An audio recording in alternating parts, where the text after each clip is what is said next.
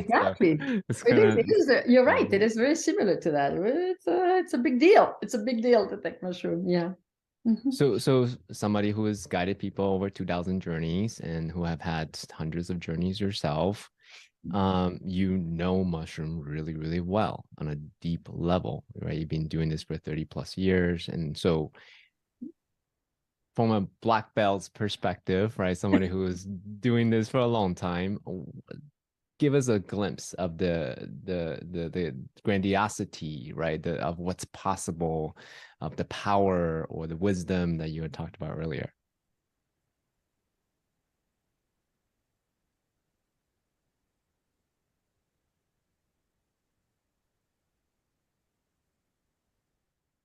I'm going to answer that with maybe an answer that I don't know. You'll see if that fits your question. But Sure.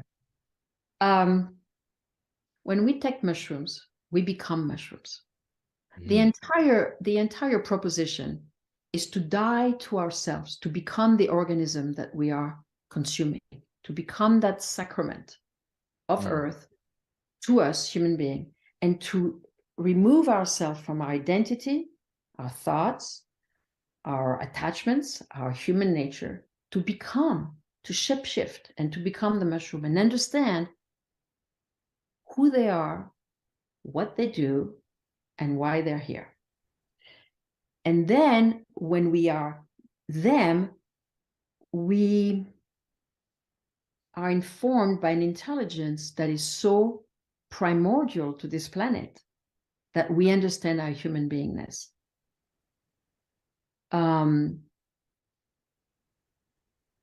The landscape of the mushroom, the colors of the mushroom, the fundamental bridge between the depth of earth and the luminosity of the sky is what we are walking as human beings.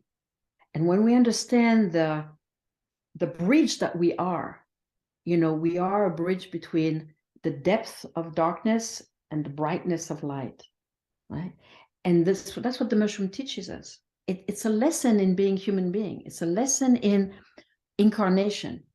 And we are taught by being them who we are as human. And so, having an organism that is essentially underground, right?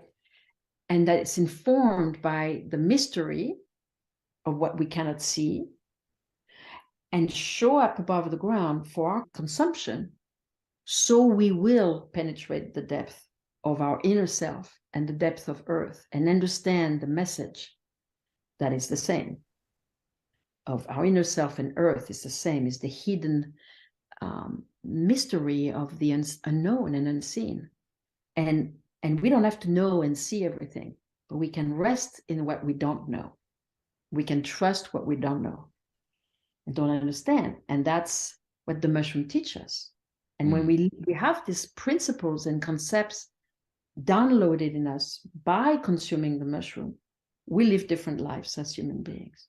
We surrender to life. We trust the signs. We track. We are becoming more receptive. In a way, we're becoming more an animal. We recover our nature that is connected with earth.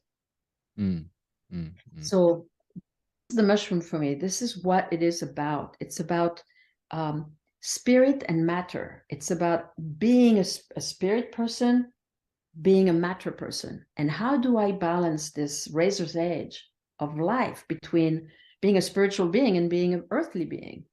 And how do I remember both worlds, the night and the day, and this oscillation between who I am? And for me, this is what the mushroom fundamentally pass on to us, transmit to us. Now, we know that this is the message that I feel I understand in my own version of that. I'm not saying I have the wisdom of the mushroom down, but this is my understanding. This is my experience that I can share over repetitive journeys and repetitive download that seem to have confirmed something for me, or that's where I go. Let's put it this way. A few moments later. Again, I don't mean to tell the truth of the universe, but But what's happening also as we ingest the mushrooms, we realize that the mushrooms are doing a melting. They're melting things inside us, as we very well know it on a physiological level, right? That's pretty obvious. They melt our contractions. They liquefy us. They're mushrooms, they eat us, they compost us, they actually reduce us to nothing, because we need to die again. We need to be chewed by the mushroom in order to reappear, in order for the wisdom of the mushroom to reveal itself. We need to die, and the mushroom is a dying compound in a good way, but also in a scary way. I know I've been dying on a mushroom and it's not funny, but this feeling of really melting into the ground, melting into nothing and being, chewed and liquefied is really what permits the emergence of something else. So mushroom is a dying process, it's a dying, impermanence, revival, rebirth. It's a very fascinating work. It's a labor of dying and being reborn, really, every time. And it's, you would think, oh, well, she's been dead and reborn, 50,000 times. But no, every time is the new thing. Every time there's a miracle in this feeling of disappearing and blending into the ground. Because that moment that I soak myself into the earth, I become her. And I become that intelligence. You see, I disappear from my mind and my thoughts and my whatever, and I become nothing. And that nothing is where the wisdom is poured into my spirit. And then when I come back, when the mushroom ends and my self regroups, I become informed with a message. So for me, this is how it works. What a beautiful articulation. 11 minutes later. Beautiful. I so appreciate you. Well, before we complete, Françoise, I wanted to, first of all, thank you so much for sharing your valuable insights and experiences with us. It's very evident to me that not only you're dedicated to do this, to walk this path, but you made significant contributions to this field. And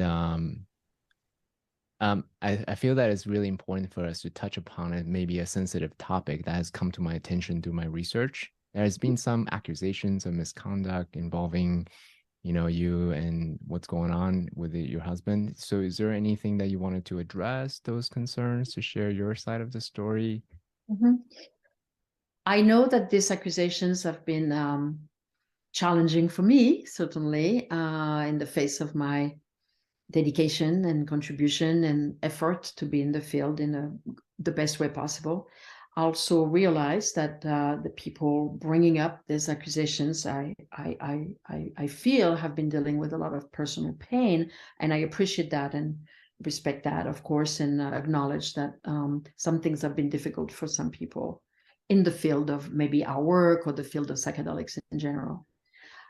What it brings up, is the importance of looking at the role of a guide, the dynamic between the guide and the person doing the work, the theme of consent also, what is possible, what is agreed upon before a journey, during a journey, what is discussed after a journey, sometimes the difficulty during a journey that can be challenging both for the client and for the guide, that are really being fleshed out afterwards and really processed to the satisfaction of everyone. So I think that there is a great and very unfortunate but powerful lesson in how to really have a more detailed dialogue and conversation around power dynamic, consent, what is appropriate or not appropriate to intervene with during journeys. The shamanic path is a path of intervention. In Mexico, there's a lot of intervention on physical bodies, on energetic bodies, and it's considered normal there. In our culture, we are in a different culture, and interfering with people's physical self can be considered challenging, intrusive, and sometimes it can be really involving, and so we need to talk about it some more. And I think the topic is valuable for the psychedelic field. And I know that after this accusations went out, a lot of concern and a lot of conversations happen in many different psychedelic milieux, which I think were challenging for everyone, but also very fruitful. We need to reassess that. I mean, we need to look at that very clearly and really make sure that nobody is ending with pain or a feeling of being transgressed, or we need to really assess this power dynamic that is very tricky in those fields. So, I regret the accusation. I regret the impact that it may have had on my life. And I regret the pain that has been clearly felt on the other side. And I hope that this is bringing a teaching, that can benefit the field. Thank you so much for your honest reflection. Mm-hmm. Well, let's bring it up to a close. Yes. What is one thing, if people are listening to you, they're inspired by your dedication, your contribution, what's one, and they're curious about the possibility of, receiving wisdom from the mushroom. Is there anything, what's one thing you want to leave them with?